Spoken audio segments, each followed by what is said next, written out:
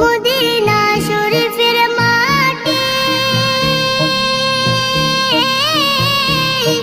আমার চোখে মুখে বুকে মাখিও। এমন পবিত্র মাটি, এমন পবিত্র মাটি আমার নবীর রওজায়।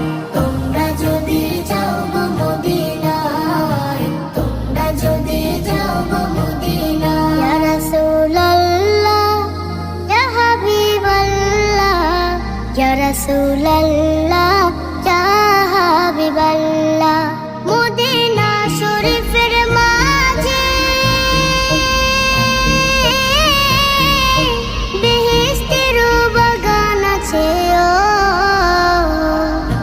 সেই বাগানে শুয়ে আছেন, সেই বাগানে শুয়ে আছেন প্যারা নবী মুস্তাফা।